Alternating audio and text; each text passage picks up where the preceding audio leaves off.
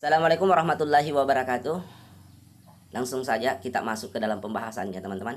Jadi ini soal pedagogik ya, pedagogik guru.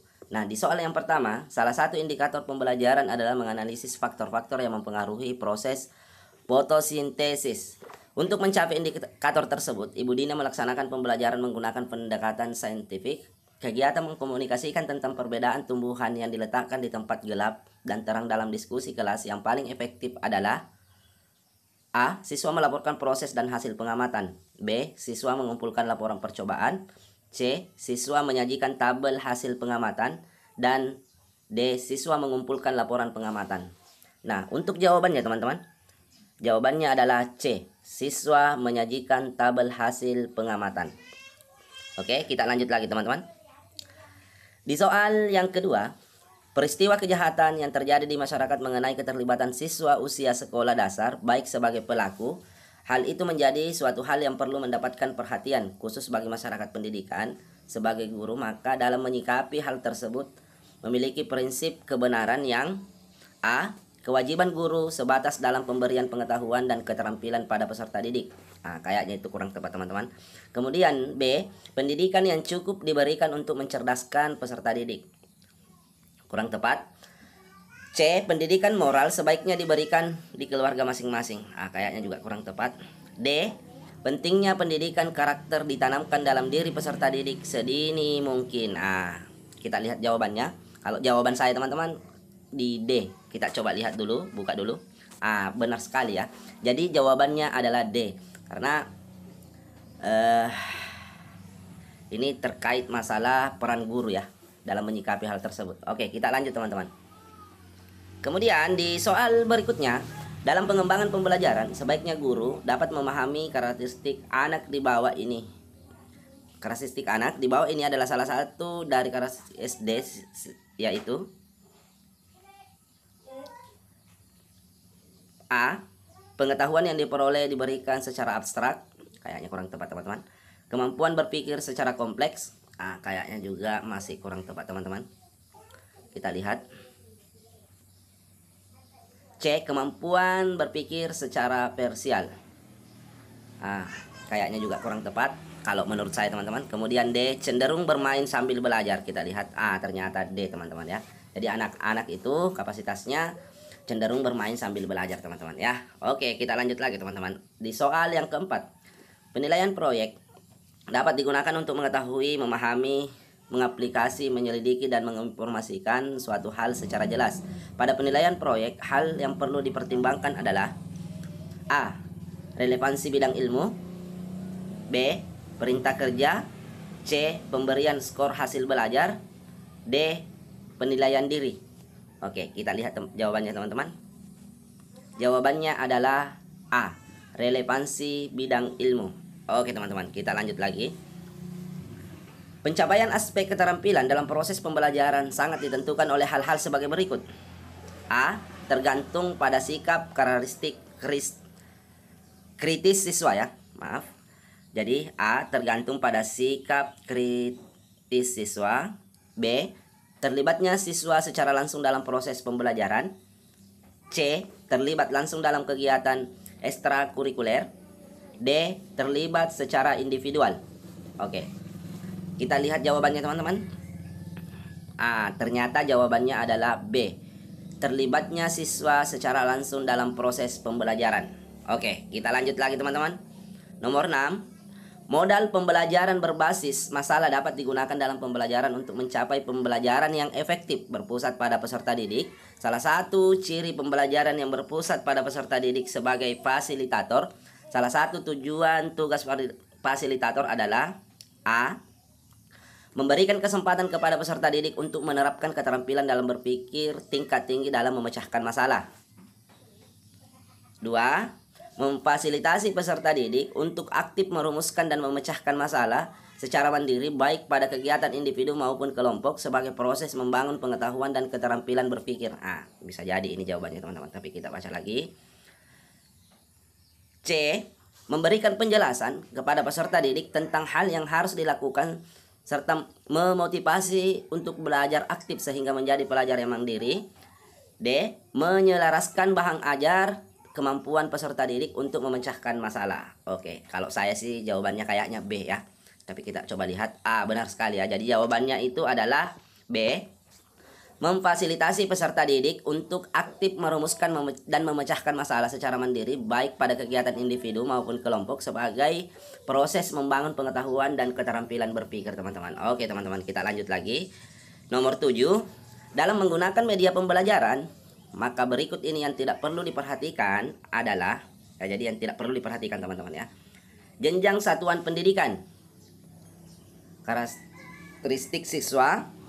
Kemudian C, pembelajaran lebih menekankan pada pengalaman dan pembiasaan. D, pengetahuan dan pengertian kompleks dari siswa. Kira-kira yang mana, teman-teman? Coba kita lihat. Jawabannya adalah D.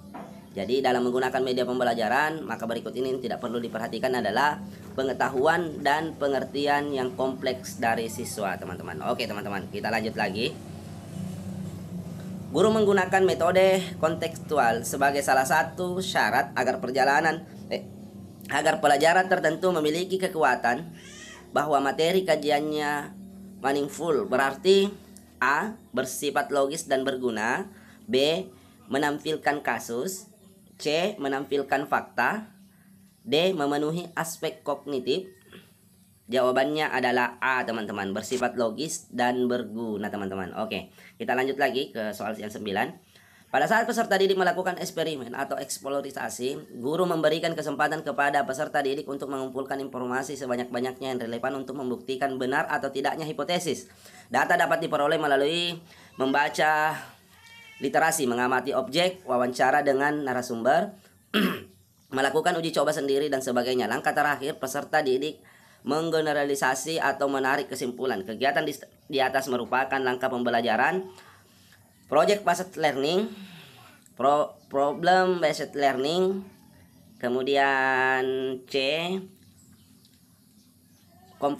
apa itu, teman-teman ya, bisa dilihat, dibaca sendiri, teman-teman. Mohon maaf karena saya kurang ahli dalam bahasa Inggris, teman-teman ya. Group investigation ya kalau D-nya, dan jawabannya adalah B, teman-teman ya, problem based learning ya. Oke, teman-teman, kita lanjut lagi. Di nomor 10, Anda memeriksa hasil laporan praktis siswa dan menemukan cukup banyak kesalahan yang ada pada tulisan siswa. Kalimat santun yang layak disampaikan terkait dengan penyempurnaan laporan tersebut adalah: laporan tidak layak untuk disampaikan karena masih banyak yang perlu diperbaiki. Oke, itu nomor 1, huruf A ya. Kemudian B-nya, laporan memerlukan telaah yang cukup panjang karena masih terdapat kesalahan. Itu B. Kemudian C, laporan yang dibuat sudah baik, namun kesempurnaan laporan ini hal yang bersifat teknis perlu diperbaiki. Kalau saya sih kayaknya C, teman-teman ya. Oke, kita lihat D. Laporan yang dibuat perlu diperbaiki karena masih terdapat kekurangan pada halamannya. Kita lihat, teman-teman. Kalau saya sih, saya kunci di C, teman-teman. Tapi kita lihat dulu. Benar sekali. Jadi jawabannya itu adalah laporan yang dibuat sudah baik, namun untuk kesempurnaan laporan ini hal yang bersifat teknis perlu diperbaiki. Oke, kita lanjut ke soal ke-11, teman-teman. Kemampuan untuk menciptakan, memiliki daya cipta atau mampu menciptakan sesuatu yang baik, yang baru, baik berupa gagasan maupun alat, relatif berbeda dengan apa yang telah ada sebelumnya. Dalam pembelajaran merupakan sikap kreatif guru ketika menyampaikan ilmu kepada siswa. Model yang sesuai dengan sikap kreatif memanfaatkan lingkungan sekitar sebagai sumber belajar adalah silahkan dibaca sendiri, teman-teman. Saya takutnya nanti salah sebut, teman-teman. Oke, problem based learning. Kemudian selanjutnya kita lihat, teman-teman. Jawabannya adalah B, teman-teman ya. Conceptual teaching learning ya. Oke, kita lanjut, teman-teman. Nomor 12. Guru banyak menggunakan ceramah dalam kegiatan pembelajaran karena tidak tersedia media dan sumber belajar. Kondisi tersebut mengakibatkan prestasi belajar siswa rendah. Menghadapi situasi tersebut, bagaimana cara Anda menyelesaikannya? Jadi kita lihat jawabannya. Jadi yang digunakan adalah metode ceramah, teman-teman ya. Saya memanfaatkan alam sekitar sekolah sebagai media dan sumber belajar untuk mengaktifkan kegiatan belajar. Oke. B, siswa membuat media dan sumber belajar menunjang topik pembelajaran sehingga mereka lebih aktif di kelas. C, saya bekerja sama dengan orang tua, wali murid untuk memberikan sumbangan dalam pengadaan media dan sumber belajar. D. Saya meminta siswa untuk belajar di kelas dengan tenang dan memperhatikan pelajaran guru dengan baik agar berprestasi. Kalau E. Mengemukakan persoalan tersebut kepada beberapa guru dan tetap mengajar seperti biasanya. Nah, kalau saya sih kayaknya A ya. Saya kunci dulu di A, tapi saya kurang tahu apakah benar atau tidak. Kita lihat. A. Jadi jawabannya benar di A ya teman-teman. Jadi jawabannya A. Saya memanfaatkan alam sekitar sekolah sebagai media dan sumber belajar untuk mengaktifkan kegiatan belajar siswa. Oke, kita lanjut teman-teman. Nomor 13, Anda ditugaskan di sekolah kurang maju yang ditandai oleh kegiatan belajar mengajar tidak optimal, media dan sumber belajar yang minim, serta kemandirian belajar yang rendah. Apa upaya Anda untuk menghadapi keadaan tersebut? Jawabannya A. Saya berusaha sekuat tenaga dan pikiran untuk menemukan cara-cara baru memajukan sekolah. B. Saya mengusulkan Kepala Dinas Pendidikan agar mengutamakan program peningkatan kemajuan sekolah. C. Saya meminta kepala sekolah, para guru untuk meningkatkan kualitas pembelajaran sekolah. Saya mengajak partisipasi komite sekolah untuk pengadaan media sumber belajar yang diperlukan di sekolah. Saya menerima keadaan sekolah sebagaimana adanya dan melaksanakan tugas mengajar sebagaimana besarnya. Jadi kayaknya jawabannya ini antara A dengan E teman-teman ya. Saya berusaha sekuat tenaga dan pikiran untuk menemukan cara-cara baru memajukan sekolah. Saya menerima keadaan sekolah sebagaimana adanya dan melaksanakan tugas mengajar sebagaimana besarnya. Jadi jawabannya adalah A teman-teman ya. Jadi yang lebih tepat itu adalah A. Oke, kita lanjut ke soal 14. Pak Parjo adalah guru olahraga. Pagi ini dia mengajarkan kepada peserta didiknya dengan memberikan contoh teknik melempar bola basket kering. Setelah itu, guru pojok menutup pembelajaran dengan Pak Parjo ya, menutup pembelajaran dengan meminta siswa untuk melempar bola basket ke arah ring dengan jarak tertentu. Hal tersebut merupakan bentuk kegiatan pembelajaran yang mengukur ya. Oke, kita lihat presisi, kemudian B naturalisasi, C imitasi, D artikulasi, kemudian E manipulasi ya. Kalau saya sih kayaknya artikulasi ya, kalau tidak salah teman-teman. Kita lihat presisi, naturalisasi, imitasi, artikulasi, manipulasi. Kita lihat jawabannya teman-teman. Jawabannya adalah ternyata C teman-teman, imitasi teman-teman ya. Oke, kita lanjut lagi teman-teman. Meniru, P1 menyalin, mengikuti, merefleksi, mengulangi. P2 melakukan, melaksanakan, menerapkan, mendemonstrasikan. P3 menunjukkan, menyempurnakan, menggantikan, mengemas, menyajikan. P4 menggabungkan, mengintegrasikan, beradaptasi, mengembangkan, memodifikasi, Manchester, dan naturalisasi, mendesain, menentukan, mengelola, menciptakan. Oke, kita lihat. Ibu Dina adalah guru prakarya. Hari ini dia mengajar sebagaimana cara menjahit saku baju agar pekerjaannya rapi dan menjelaskan di papan tulis teknik pemotongan kain, suatu pola sampai prosedur penjahitan saku. Hal tersebut merupakan bentuk kegiatan pembelajaran yang mengukur A. Presisi, B. Naturalisasi,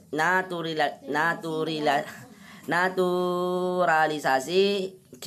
Imitasi, D. Artikulasi, E. Manipulasi. Oke, kita lihat teman-teman. Jawabannya adalah E teman-teman, manipulasi. Oke teman-teman. Nah, jadi Persisi mahir dalam melakukan kegiatan mandiri, jadi ini pembahasannya teman-teman. Ternyata ada pembahasannya. Persisi mahir dalam melakukan kegiatan sendiri, naturalisasi, menyelesaikan satu atau lebih keterampilan dengan mudah dan membuat keterampilan otomatis. Oke.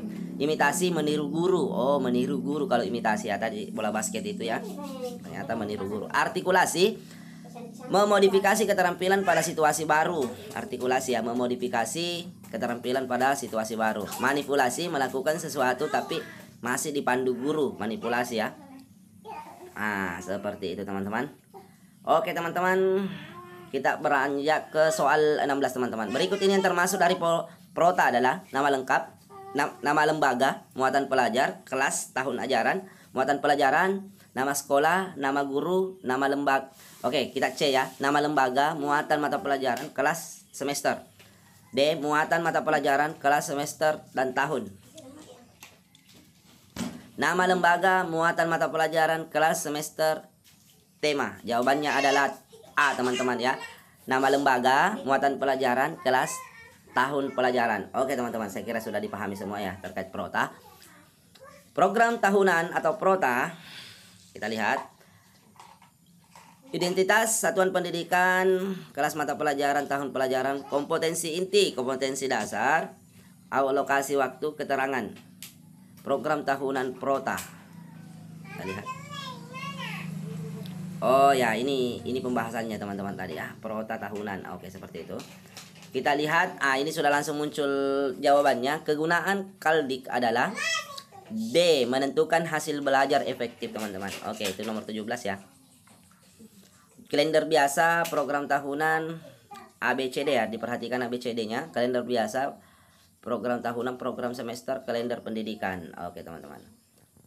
Kita beranjak lagi ke soal 18. Di kelas 5 terdapat 28 siswa yang sedang mengikuti penilaian harian matematika. Banyak soal 30 nomor dengan standar ketuntasan 60. Berdasarkan hasil pengolahan diperoleh 20 siswa menjawab 10 soal lembar, 4 siswa menjawab 10 soal yang lainnya, dan 4 menjawab 10 soal salah. Tindakanmu sebagai guru melakukan pembelajaran ulang untuk huruf A.